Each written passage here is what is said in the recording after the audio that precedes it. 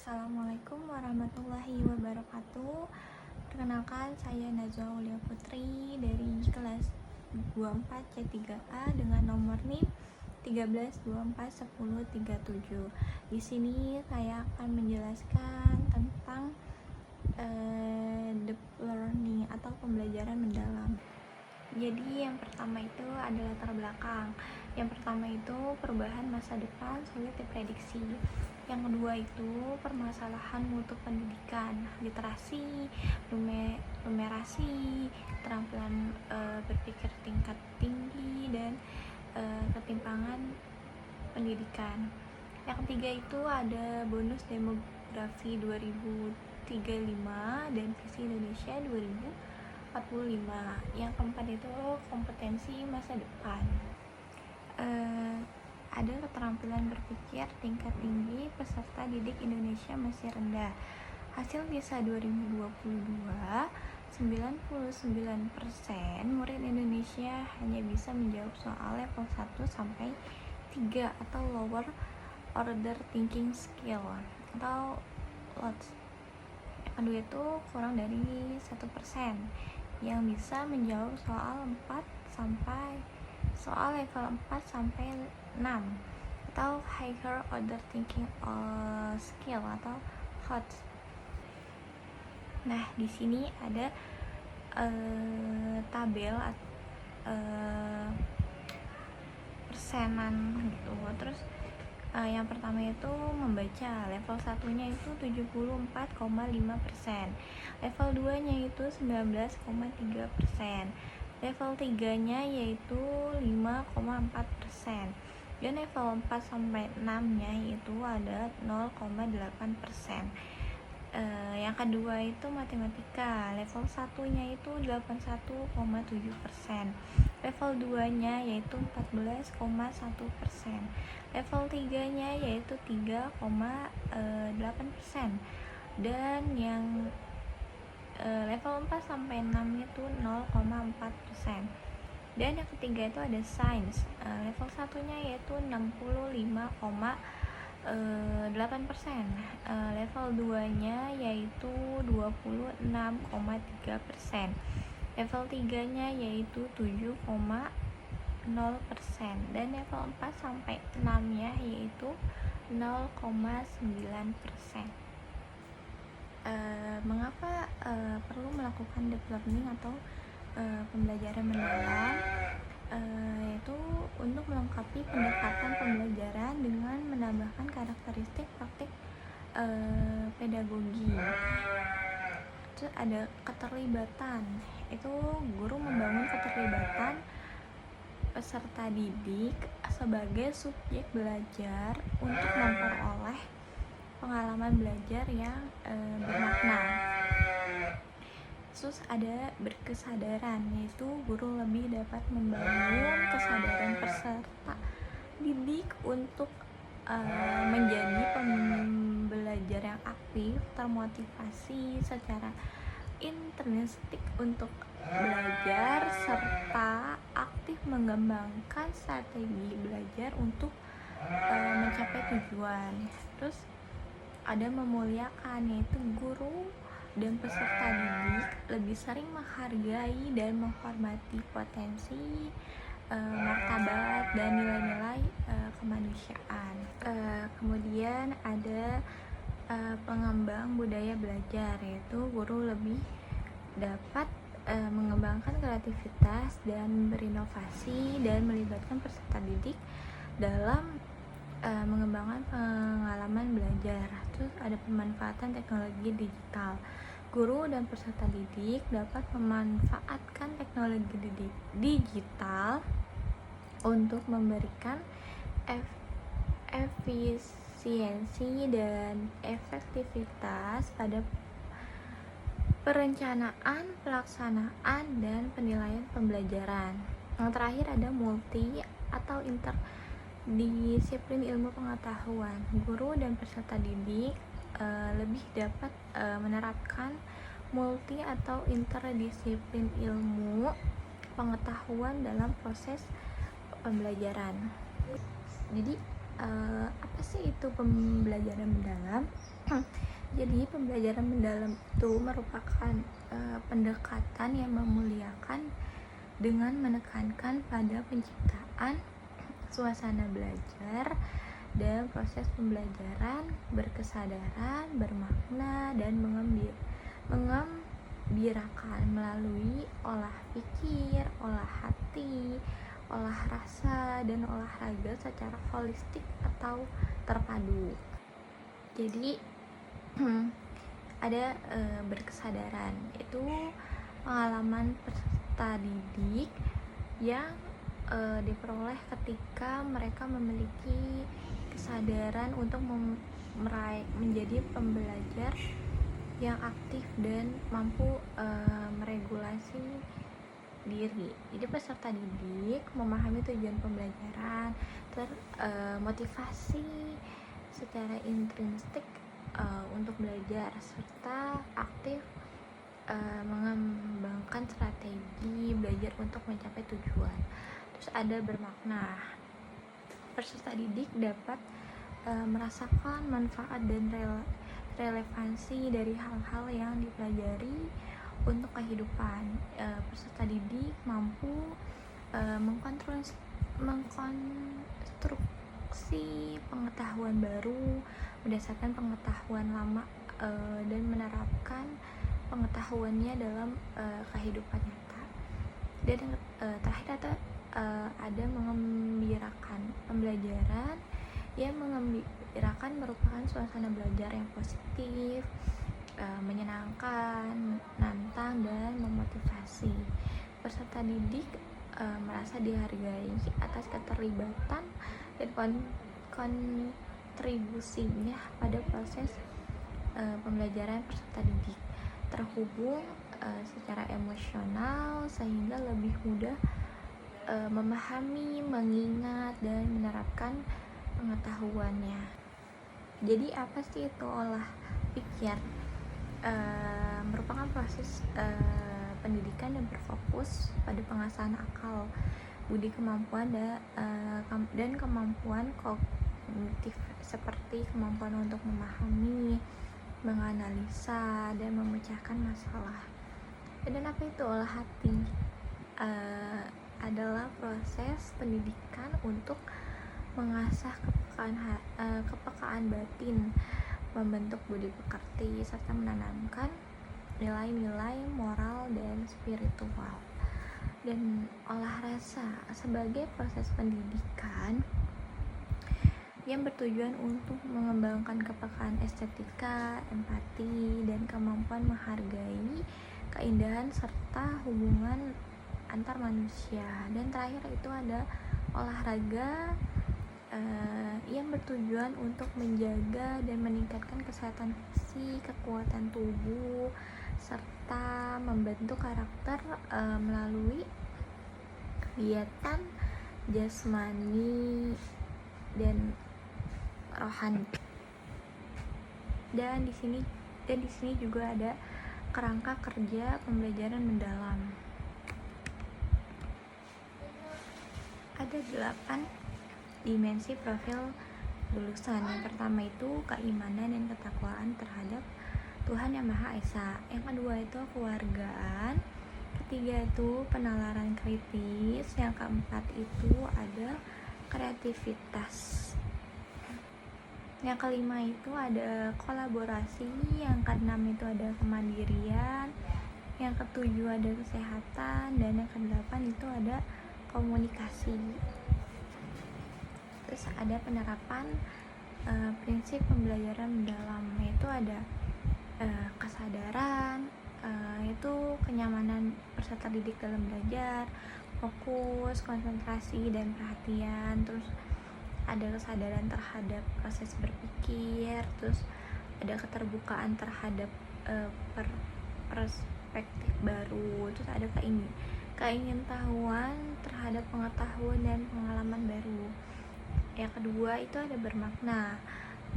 Dia ada kontekstual dan atau relevan dengan kehidupan nyata. Kedua itu ada berkaitan dengan pengalaman sebelumnya. Terus yang ketiga itu ada kebermanfaatan pengalaman belajar untuk diterapkan dalam konteks baru.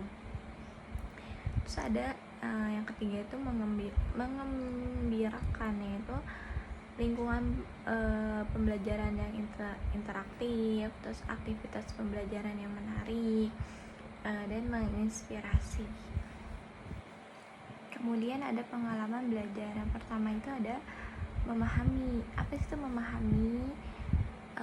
Jadi tahap awal peserta didik untuk aktif berkonstruksi pengetahuan agar dapat memahami secara mendalam konsep atau materi dari berbagai sumber atau konteks. Pengetahuan pada fase ini terdiri dari pengetahuan esensial, pengetahuan aplikatif, dan pengetahuan nilai karakter. Yang kedua itu ada mengaplikasi. Jadi pengalaman belajar yang menunjukkan aktivitas peserta didik mengaplikasi pengetahuan dalam kehidupan secara kontekstual. Jadi pengetahuan yang diperoleh oleh peserta didik melalui pendalaman pengetahuan. Terus yang ketiga itu ada merefleksi, proses di mana peserta didik mengevaluasi dan memaknai proses serta hasil dari tindakan atau praktik nyata yang telah mereka lakukan. Tahap refleksi melibatkan regulasi diri sebagai kemampuan individu untuk mengelola proses belajarnya secara mandiri, meliputi perencanaan, pelaksanaan, penugasan, dan lain-lain. Kemudian ada pengalaman belajar atau memahami. Jadi jenis pengetahuan itu ada 3, yaitu pengetahuan esensial, pengetahuan aplikatif, dan pengetahuan nilai dan karakter. Terus ada karakteristik. Jadi menghubungkan pengetahuan baru dengan pengetahuan sebelumnya. Terus yang kedua itu menstimulasi proses berpikir peserta didik. Terus ada menghubungkan dengan konteks nyata atau kehidupan sehari-hari. Kemudian ada mengaitkan pembelajaran dengan pembentukan karakter peserta didik. Contohnya yang pertama itu mengeksplorasi pengalaman peserta didik terhadap permasalahan sosial di masyarakat sebelum menyampaikan topik permasalahan sosial pada pembelajaran IPS atau ilmu pengetahuan sosial. Yang kedua itu memberikan data kemiskinan di Indonesia serta meminta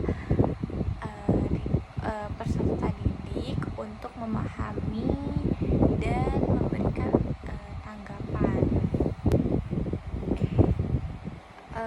Pengetahuan esensial, pengetahuan dasar yang fundamental dalam suatu bidang atau disiplin ilmu yang harus dipahami dan dikuasai untuk membangun pemahaman yang lebih kompleks dan dapat diterapkan dalam berbagai konteks. Contohnya itu kayak bahasa Indonesia, itu kosakata, tata bahasa dasar, pengetahuan wacana, dan 4 keterampilan berbahasa. Terus pengetahuan aplikatif. Apa itu pengetahuan aplikatif?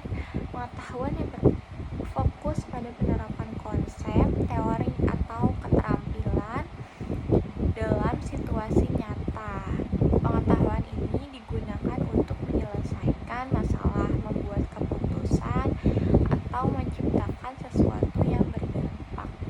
Contohnya apa? Bahasa, memahami cara menggunakan keterampilan menulis untuk membuat laporan atau bahan presentasi yang efektif. Yang ketiga itu ada pengetahuan nilai dan karakter. Apa sih itu?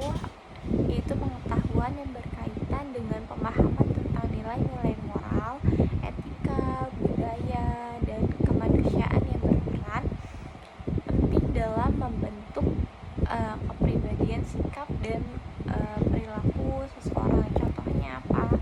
Bahasa, memahami cara menggunakan bahasa untuk membangun hubungan baik, menghindari konflik, serta menunjukkan empati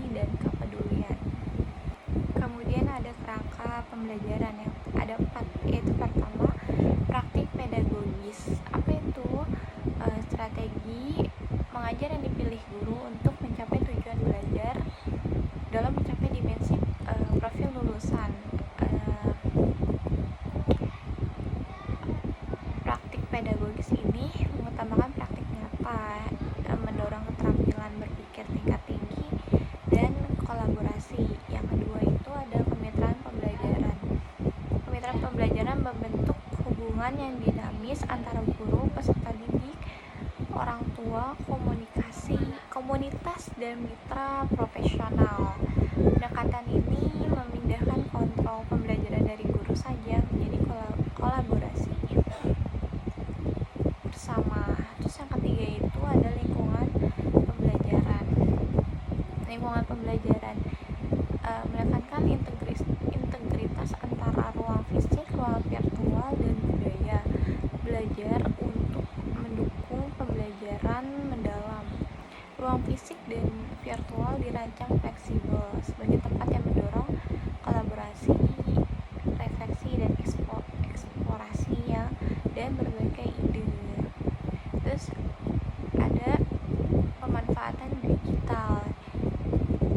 Pemanfaatan ini juga memegang peran penting sebagai katalisator untuk menciptakan pembelajaran yang lebih interaktif, kolaboratif, dan kontekstual. Kerangka pembelajaran praktik pedagogis. Pembelajaran mendalam dapat dilaksanakan menggunakan berbagai praktik pedagogis dengan menerapkan 3 prinsip, yaitu berkesadaran, bermakna, menggembirakan. Contohnya itu apa? Pembelajaran berbasis inquiry atau pembelajaran berbasis proyek. Kedua itu diskusi, konsep, organizer, serta kerja kelompok, dan lain-lain. Kerangka pembelajaran atau kemitraan pembelajaran. Contoh kemitraannya itu ada 3. Yang pertama lingkungan sekolah, kayak kepala sekolah, pengawas sekolah, guru, dan peserta didik. Terus yang kedua itu lingkungan luar sekolah, seperti mitra profesional, dunia usaha, dunia industri, atau dunia kerja. Yang ketiga itu ada masyarakat, seperti orang tua, komunitas, tokoh masyarakat, organisasi, keamanan atau budaya, dan lain-lain. Kerangka pembelajaran atau pemanfaatan digital. Teknologi digital dapat dimanfaatkan dalam perencanaan, pelaksanaan, atau asesmen pembelajaran. Peserta didik mendapatkan pengalaman belajar yang lebih interaktif, fleksibel, dan kolaboratif. Contohnya apa? Perencanaan pembelajaran. Yang kedua itu melaksanakan pembelajaran. Dan yang ketiga itu asesmen pembelajaran. Di sini ada transformasi peran guru dalam ekosistem PM. Yang pertama itu ada guru sebagai aktivator. Yang kedua itu kepala sekolah, pemerintah daerah, dan pemerintahan pusat. Jadi guru sebagai aktivator ya. Terus guru juga sebagai kolaborator. Yang ketiga juga guru sebagai pengembang budaya belajar. Kemudian ada perencanaan pembelajaran mendalam. Yang pertama itu ada identifikasi. Apa saja sih? Yang pertama itu ada mengidentifikasi kesiapan peserta didik. Yang kedua itu memahami karakteristik siswa, karakteristik materi pembelajaran.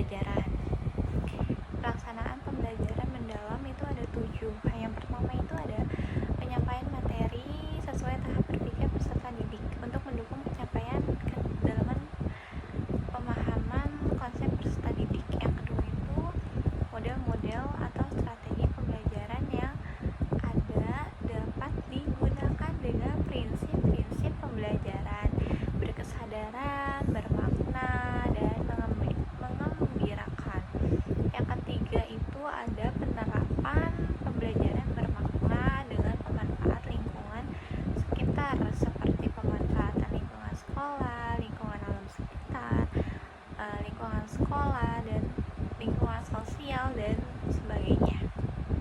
Dan keempat itu ada prinsip pembelajaran berkesadaran, bermakna, dan mengembirakan. Dapat berada dalam beberapa kegiatan pembelajaran, tidak harus berurutan atau simultan. Terus yang kelima itu ada pengalaman belajar, memahami, mengaplikasi, dan merefleksi, dilaksanakan dengan langkah-langkah pembelajaran yang sesuai dengan konteks dan kondisi pembelajaran serta inovasi guru. Terus yang keenam itu ada sintaks atau langkah-langkah pembelajaran. Pada model-model atau strategi pembelajaran yang ada dapat diadaptasi sesuai pengalaman pembelajaran, memahami, mengaplikasi, dan merefleksi.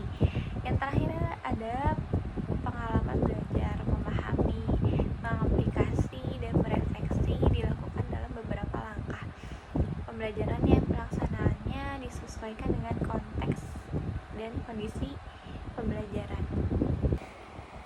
Pelaksanaan pembelajaran mendalam yang ke-8 itu ada pengalaman belajar melalui olah pikir, olah hati, olah rasa, dan olahraga. Yang ke-9 itu ada topik pembelajaran dikaitkan dengan lintas ilmu atau multi interdisiplin atau terkait dengan bidang ilmu atau mata pelajaran yang dipelajari peserta didik.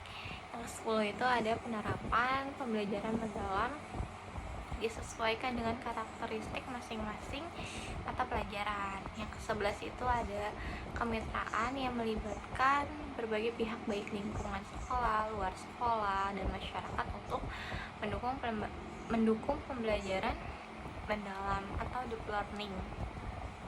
Terus yang ke-12 itu ada lingkungan pembelajaran diciptakan merupakan integrasi ruang fisik, ruang virtual, dan budaya belajar dan asesmen pembelajaran. Kemudian ada asesmen menggunakan asesmen as learning, assessment for learning, dan lain-lain. Contoh pelaksanaan pembelajaran mendalam pada mata pelajaran itu ada agama yang berfokus pada pengembangan spiritual, karakter, akhlak, dan moral melalui penanaman keyakinan dan nilai agama serta penerapannya dalam kehidupan sehari-hari.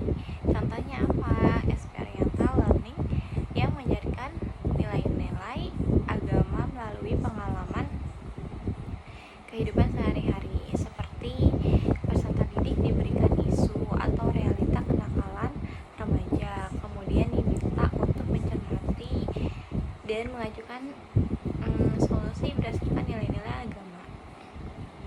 Kedua itu ada pendidikan Pancasila, pembelajaran yang membentuk peserta didik menjadi warga negara yang baik, bertanggung jawab, memiliki kesadaran terhadap hak serta kewajibannya dalam kehidupan berbangsa dan bernegara. Contohnya apa? Studi kasus yang memberikan peserta didik untuk menyelesaikan permasalahan pada isu sosial, politik, atau hukum dengan mencari solusi berdasarkan prinsip demokrasi dan Pancasila. Yang ketiga itu ada matematika, pembelajaran yang mengembangkan pola pikir logis, pemecahan masalah, dan keterampilan analitis dan komputatif. Contohnya apa? Pembelajaran berbasis masalah yang memberikan peluang peserta didik untuk memecahkan masalah nyata seperti komposisi dan nilai kalori makanan bergizi dengan menggunakan konsep proporsi, presentasi, dan pengukuran untuk makanan sehat dan bergizi. Contoh pelaksanaan pembelajaran modern: memahami, berkesadaran, dan bermakna. Yang pertama itu ada orientasi, yang kedua itu ada merumuskan masalah. Peserta didik mengidentifikasi dan merumuskan pertanyaan yang akan dijawab dalam proses inquiry, dan guru membimbing peserta didik untuk menyusun hipotesis atau dugaan awal. Terus ada mengaplikasi, bermakna dan mengembirakan.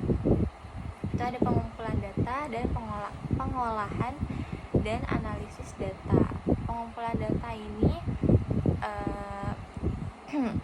mengumpulkan informasi dari berbagai sumber seperti eksperimen, observasi, wawancara, atau literatur, dan mencari pola atau hubungan antar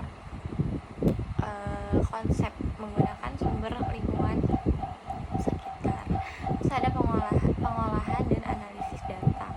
Itu menafsirkan data yang telah dikumpulkan menggunakan berbagai teknik analisis seperti diskusi kelompok, pemetaan konsep, atau pembuatan grafik. Yang mengaplikasi, bermakna dan mengembirakan. Yang kelima itu ada menarik kesimpulan. Peserta didik menyusun kesimpulan berdasarkan bukti dan hasil analisis serta menjelaskan temuan dan menghubungkannya dengan konsep atau teori yang relevan. Terus ada komunikasi. Peserta didik menyampaikan hasil temuan melalui presentasi, laporan tertulis, atau diskusi kelompok. Terus ada merefleksi. Refleksi terhadap proses pembelajaran, apa yang telah dipelajari, kesulitan yang dihadapi, dan bagaimana meningkatkan pemahaman lebih lanjut. Terus ada aplikasi dan tindak lanjut. Peserta didik menerapkan hasil pembelajaran dalam konteks nyata atau proyek lanjutan dan mendorong eksplorasi lebih lanjut untuk memperdalam pemahaman konsep. Contoh pembelajaran mendalam yang pertama itu identifikasi peserta didik. Peserta didik memiliki pengetahuan dasar yang bervariasi mengenai isu-isu lingkungan, perlu memiliki kesadaran perannya terhadap keseimbangan ekosistem, menunjukkan minat tinggi dalam kegiatan berbasis poin. Yang kedua itu ada identifikasi materi pelajaran. Materi ekosistem dapat mencakup pengetahuan faktual, konseptual, prosedural, dan metakognitif. Materi ini dirancang relevan dengan kehidupan nyata, seperti memahami dampak aktivitas manusia terhadap ekosistem sungai, serta aplikatif melalui kegiatan seperti proyek pengelolaan sampah. Yang ketiga itu ada dimensi profil lulusan. Itu ada kreativitas, kolaborasi, dan komunikasi, dan penalaran kritis. Yang keempat itu ada capaian pembelajaran. Peserta didik menyelidiki bagaimana hubungan saling ketergantungan antar komponen biotik dapat mempengaruhi kestabilan suatu ekosistem di lingkungan sekitarnya. Yang kelima itu ada pembelajaran, yaitu peran manusia dalam menjaga ekosistem. Dan yang keenam itu ada tujuan pembelajaran. Yang keenam itu ada tujuan pembelajaran. Peserta didik mampu memahami pentingnya keanekaragaman hayati dalam ekosistem. Kedua itu mengidentifikasi dampak aktivitas manusia terhadap keseimbangan ekosistem.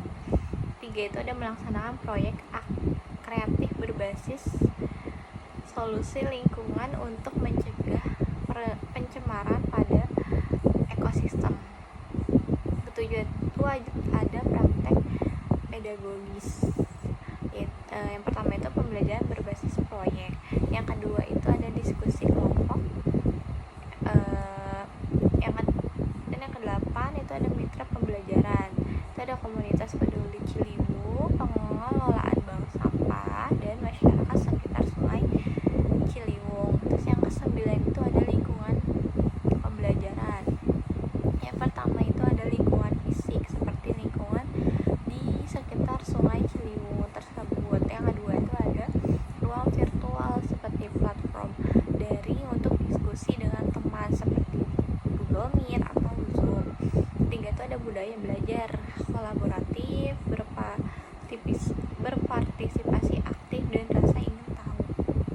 Yang ke-10 itu ada pemanfaatan digital seperti perencanaan LMS. Yang kedua itu pelaksanaan atau pertemuan daring, video, perpustakaan daring. Ketiga itu ada asesmen daring. Terus yang ke-11 itu ada langkah-langkah pembelajaran. Contoh pembelajaran mendalam atau deep learning. Asesmen pembelajaran itu asesmen pada awal pembelajaran, seperti kuis singkat pengetahuan awal tentang ekosistem dan hubungannya dengan aktivitas manusia. Terus ada asesmen pada proses pembelajaran, peta konsep, presentasi, asesmen proyek, pengelolaan sampah. Terus ada asesmen pada akhir pembelajaran, itu jurnal reflektif dan tes tertulis. Kemudian ada contoh implementasi dalam pembelajaran mendalam pada PAUD. Pembelajaran mendalam pada PAUD memberikan pengalaman belajar yang bermakna, eksploratif, dan berbasis interaksi aktif yang menghargai ide dan imajinasi alami anak. Pendekatan ini memungkinkan anak menjelajahi, mengamati, bertanya, dan menemukan konsep secara alami dengan bermain dan aktivitas yang bermakna. Terus kemudian ada contoh implementasi dalam pembelajaran mendalam pada SD atau madrasah. Pendekatan pembelajaran mendalam pada SD atau MI ini dapat mengembangkan pemahaman konsep secara peserta didik dengan kritis, kreatif, analitis, dan aplikatif, serta menyelesaikan permasalahan. Kemudian ada contoh implementasi dalam pembelajaran mendalam pada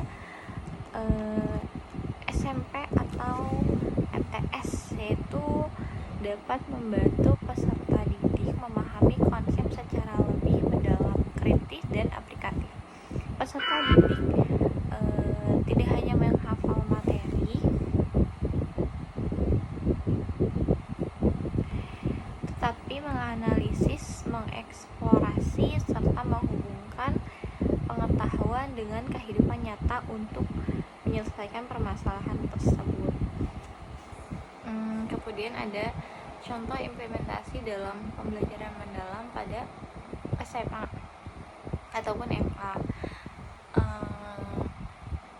Dapat mengembangkan berpikir lebih analitis, reflektif, dan aplikatif dalam berbagai konteks kehidupan dan akademik. SMA merupakan tahap transisi menuju pendidikan tinggi, sehingga pembelajaran tidak hanya sekedar memahami konsep, tetapi juga mengembangkan keterampilan berpikir tingkat tinggi, pemecahan masalah, dan sintesis pengetahuan lintas disiplin. Dan yang terakhir itu ada contoh implementasi dalam pembelajaran mendalam pada SMK atau MAK. Ini berorientasi pada keterampilan praktis, penerapan industri, serta persiapan kerja atau wirausaha, sehingga pembelajaran mendalam memfasilitasi peserta didik tidak hanya memahami teori, tetapi juga mampu menguasai keterampilan teknis dan berpikir kritis dalam konteks dunia kerja dan industri. Dan kemudian itu ada prinsip asesmen pelajaran mendalam. Itu ada 3. Yang pertama itu ada asesmen sebagai pembelajaran atau asesmen as learning. Asesmen untuk refleksi proses pembelajaran dan refleksi diri peserta didik. Contohnya itu jurnal reflektif atau self assessment, pro assessment, checklist dan kemajuan belajar dan lainnya. Kedua itu ada asesmen untuk pembelajaran atau asesmen for learning. Asesmen untuk perbaikan proses pembelajaran berfungsi sebagai umpan balik membantu peserta didik memahami progres belajar mereka serta refleksi guru mengajar. Contohnya itu ada peta konsep, umpan balik formatif, observasi, pertanyaan diagnostik, dan lainnya. Ketiga itu ada asesmen dalam pembelajaran atau assessment of learning. Asesmen untuk mengukur capaian pembelajaran peserta didik pada akhir pembelajaran. Itu contohnya seperti tes lisan, tes tertulis, laporan, penilaian proyek, portofolio, dan lainnya. Yang terakhir ada pembelajaran mendalam menuju pendidikan bermutu untuk semua. Itu ada memuliakan setiap individu, transformasi pembelajaran, pendekatan holistik, kolaborasi ekosistem pendidikan, pendidikan masa depan.